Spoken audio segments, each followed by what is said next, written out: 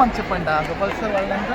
అసతోమ సద్గమయ తమసోమ జో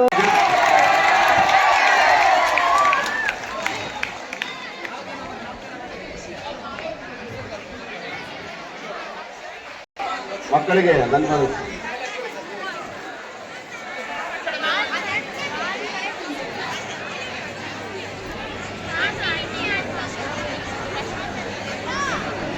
ಈಗ ಮುಂದಿನ ಕಾರ್ಯಕ್ರಮ ಏನು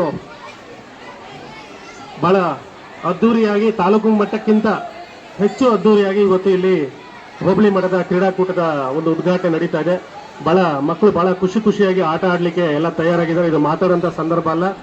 ಎಲ್ಲ ಮಕ್ಕಳಿಗೂ ನನ್ನ ಒಂದು ಕಿವಿ ಮಾತೇನಪ್ಪ ಅಂದ್ರೆ, ಇಲ್ಲಿ ಯಾವುದೇ ರೀತಿಯಲ್ಲಿ ಸೋಲನ್ನ ಅಥವಾ ಗೆಲುವನ್ನ ಸಮಾನವಾಗಿ ಸ್ವೀಕರಿಸತಕ್ಕಂಥ ಒಂದು ಮನೋಭಾವನೆಯನ್ನ ಬೆಳೆಸ್ಕೊಳ್ಳಿ, ಕ್ರೀಡಾ ಮನೋಭಾವನೆಯನ್ನ ಬೆಳೆಸ್ಕೊಳ್ಳಿ ಅಂತ ಹೇಳ್ತಾ, ಸೋತವರು ಮುಂದಿನ ದಿನಗಳಲ್ಲಿ ಒಳ್ಳೆ ಪ್ರಯತ್ನ ಮಾಡಿ, ಗೆದ್ದಿರ್ತಕ್ಕಂಥವ್ರು ಮುಂದೆ ಇನ್ನೂ ಒಳ್ಳೊಳ್ಳೆ ಸ್ಥಾನಗಳನ್ನು ಪಡೆಯಲಿಕ್ಕೆ ಪ್ರಯತ್ನ ಮಾಡಿ, ಪ್ರಯತ್ನ ಸತತವಾಗಿದ್ರೆ ಯಾವತ್ತೋ ಒಂದಿನ ನಮಗೆ ಫಲ ಸಿಗುತ್ತೆ ಅಂತಕ್ಕಂಥ ಮಾತನ್ನು ಹೇಳ್ತಾ, ಈ ಒಂದು ಕ್ರೀಡಾಕೂಟ ಯಶಸ್ವಿಯಾಗಲಿ, ಈ ಯಶಸ್ಸಿನ ಹಿಂದೆ ಪ್ರಯತ್ನ ಪಡ್ತಾ ಇರ್ತಕ್ಕಂಥ ಪ್ರತಿಯೊಬ್ಬರಿಗೂ ಕೂಡ ಒಳ್ಳೇದಾಗ್ಲಿ, ಎಲ್ಲ ಕ್ರೀಡಾಧಿಕಾರಿಗಳಿಗೂ ಕೂಡ ಒಳ್ಳೇದಾಗ್ಲಿ, ಅವರು ಒಳ್ಳೆ ರೀತಿಯಲ್ಲಿ ಒಂದು ಕ್ರೀಡಾಕೂಟ ನಡೆಸ್ಕೊಡ್ಲಿ ಅಂತ ಹೇಳ್ತಾ ನನಗೆ ಮಾತಾಡ್ಲಿಕ್ಕೆ ಅವಕಾಶ ಕೊಟ್ಟಂತ ಎಲ್ರಿಗೂ ಅನ್ಸಿ ನಾನು ಕ್ರೀಡಾಕೂಟವನ್ನ ಗ್ರಾಮೀಣ ವಿದ್ಯಾಸಂಸ್ಥೆಯ ಆವರಣದಲ್ಲಿ ಇಂದು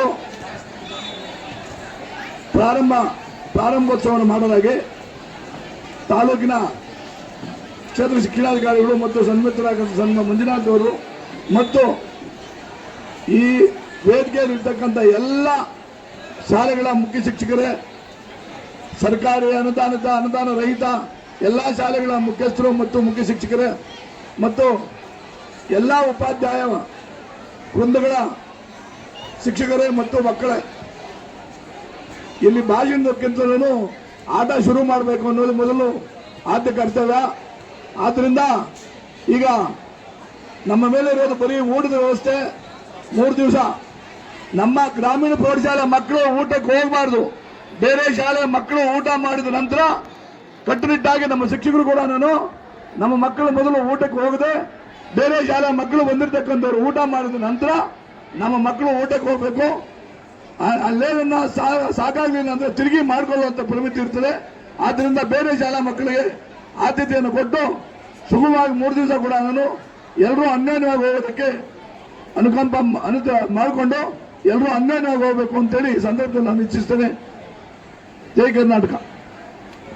ಬಹಳ ಯಶಸ್ವಿಯಾಗಿ ನಡೆಸಿಕೊಟ್ಟಿರ್ತಾರೆ ಮತ್ತು ಪ್ರತಿ ವರ್ಷ ಕೂಡ ಒಂದು ಇತಿಹಾಸವನ್ನು ದಾಖಲೆ ಮಾಡ್ತಾ ಇರುವಂತಹ ಈ ಕ್ರೀಡಾಕೂಟಗಳು ಇಡೀ ರಾಜ್ಯಕ್ಕೆ ಮತ್ತು ಒಂದು ರಾಷ್ಟ್ರಕ್ಕೆ ಮಾದರಿ ಅಂತ ಹೇಳಿದ್ರೆ ತಪ್ಪಾಗಲಾರದು.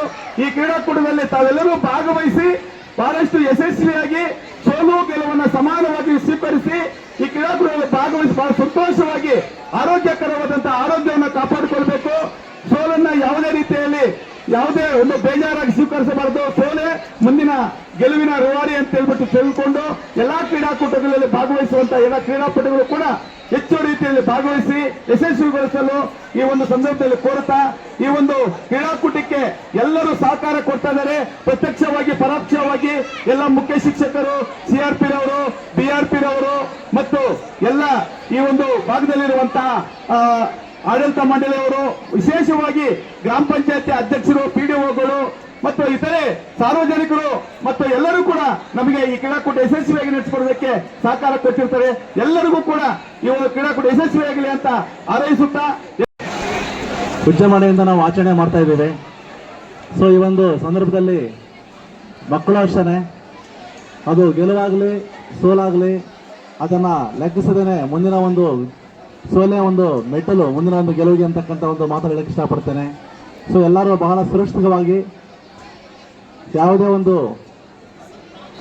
ಯೋಚನೆಗೀಡಾಗದೆ ಎಲ್ಲ ಒಂದು ವಿದ್ಯಾರ್ಥಿಗಳು ಈ ಒಂದು ಕ್ರೀಡಾಕೂಟದಲ್ಲಿ ತುಂಬಾ ಯಶಸ್ಸನ್ನು ಗಳಿಸಲಿ ಅಂತ ಹೇಳ್ತಾ ನನ್ನ ಮಾತನ್ನು ಮುಗಿಸ್ತಾ ಜೈ ಹಿಂದ್ ಜೈ ಕರ್ನಾಟಕ. ಗೆಲ್ಲಲೇಬೇಕು, ಒಬ್ರು ಸೋಲ್ಲೇಬೇಕು. ಒಂದು ವೇಳೆ ಮ್ಯಾಚ್ ಯಾವ್ದೋ ಪಂದ್ಯ ಡ್ರಾ ಆದ್ರೂ PT ಮಾಸ್ಟರ್ ಬಿಡಲ್ಲ, ಮತ್ತೆ ಆಡಿಸ್ತಾರೆ. ಯಾರನ್ನೊಬ್ರು ಗೆಲ್ಲಲೇಬೇಕು, ಸೋಲ್ಲೇಬೇಕು. ಸಹಜ, ಎರಡನ್ನೂ ಸಮಾನವಾಗಿ ತಗೊಳ್ಳಿ.